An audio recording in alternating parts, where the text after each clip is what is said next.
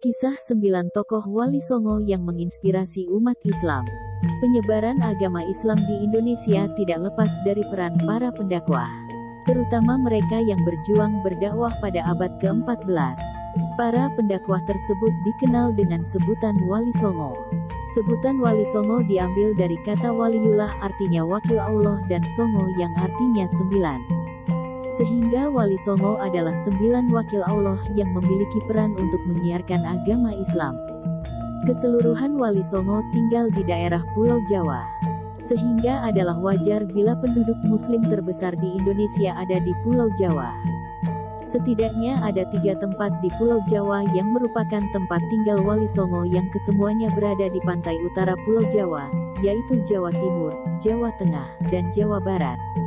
Sebagaimana kaidah dalam Islam untuk tidak memaksakan agama, sehingga perlu teknik yang santun dan mudah dimengerti untuk bisa mendakwahkan Islam. Menariknya, ke-9 Wali Songo memang punya ciri khasnya masing-masing untuk mendakwahkan agama Islam. Inilah kisah ke-9 Wali Allah tersebut. 1. Sunan Ampel. Sunan Ampel memiliki nama asli yaitu Raden Rahmat. Sunan Ampel tidak berasal dari Jawa. Ia berasal dari sebuah negeri bernama Negeri Campa. Ia lahir pada tahun 1401 Masehi. 78 tahun setelahnya yaitu pada tahun 1479, Raden Rahmat alias Sunan Ampel mendirikan Masjid Demak sebagai sarana untuk berdakwah. Kemudian ia juga membangun pusat pendidikan yaitu pesantren yang menjadi pusat pendidikan dan berpengaruh di dunia. 2. Sunan Gunung Jati. Sunan Gunung Jati yang bernama asli Syarif Hidayatullah menjadikan kota Cirebon sebagai pusat dakwahnya. Sunan Gunung Jati adalah cucu Raja Pajajaran Prabu Siliwangi. Menurut sebuah pendapat, Sunan Gunung Jati dihormati oleh Kerajaan Demak dan Pajang. Beliau memiliki jasa yang amat besar dalam penyebaran Islam di Jawa Barat. Di Cirebon, Sunan Gunung Jati mendirikan Kesultanan Cirebon dan Banten serta pesantren Gunung Jati. 3.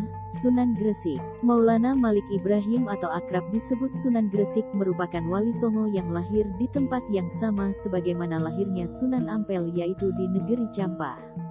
Masyarakat Jawa biasa menyebut Sunan Gresik sebagai Asmara Kandi. Sunan Gresik merupakan Wali Songo yang dapat dikatakan senior. Karena Sunan Gresik merupakan orang pertama yang menyebarkan agama Islam di tanah Jawa. Desa yang menjadi tempat bernaung Sunan Gresik untuk berdakwah adalah daerah Laren. Selain itu, Sunan Gresik juga membuka toko di Desa Romo.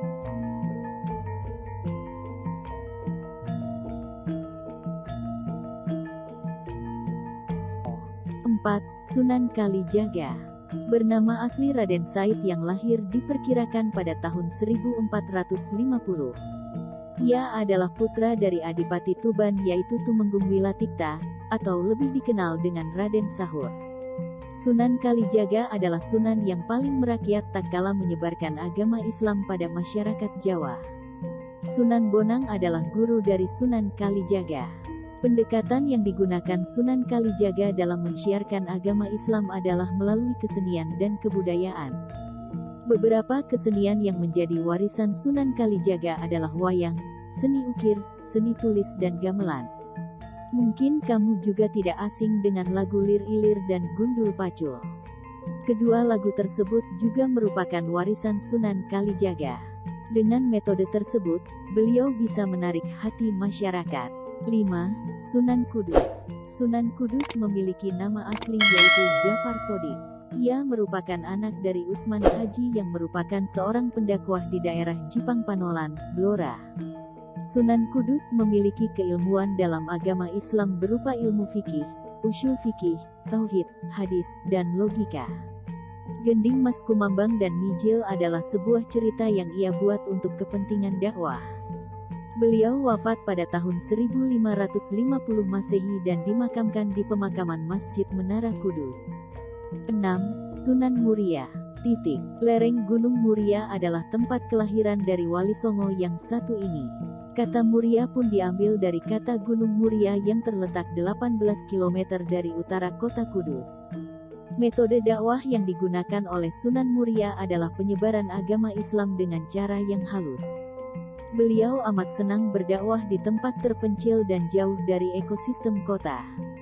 Di tempat beliau berdakwah yaitu di sekitar Gunung Muria, karena daerah tersebut merupakan pegunungan maka Sunan Muria berinteraksi dengan masyarakat dengan mengajarkan cara bercocok tanam, berdagang, serta melaut.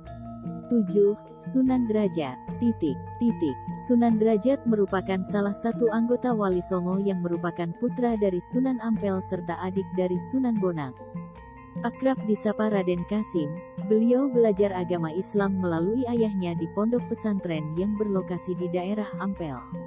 Sunan Derajat terkenal akan jiwa sosialnya yang tinggi. Ini kemudian sejalan dengan tema-tema dakwah yang beliau bawakan yang mana terkait dengan gotong royong, saling membantu. Beliau sangat senang menolong orang, mengasihi anak yatim dan menyantuni fakir miskin. Hingga akhirnya beliau wafat pada tahun 16 Masehi dan dimakamkan di Pacitan. 8. Sunan Bonang. Sunan Bonang atau Raden Mahdum adalah putra dari Sunan Ampel.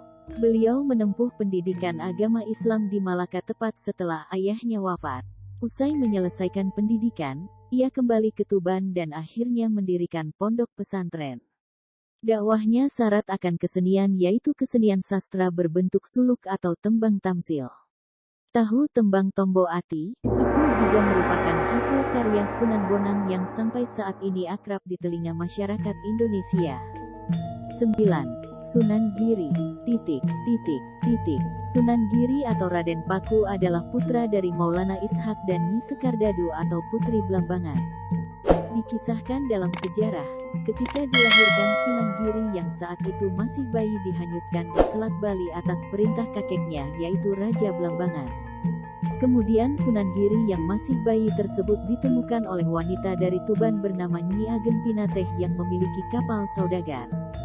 Ketika usianya memasuki remaja, ia belajar agama Islam di pondok pesantren milik Sunan Ampel. Ikhtiarnya dalam menuntut ilmu terlihat dari prosesnya menuju pondok pesantren yaitu dengan berjalan kaki dari Tuban.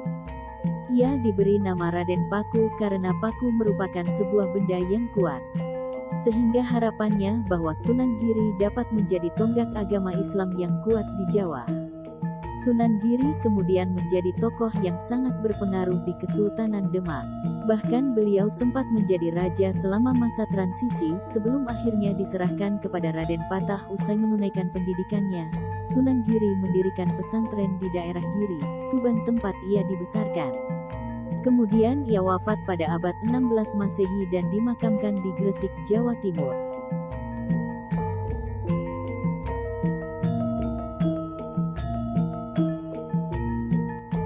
Kesimpulan dari kisah para wali Allah ini adalah, pada intinya peran para wali songo memberikan ibroh pada umat Islam bahwa dalam berdakwah tidak boleh ada unsur paksaan.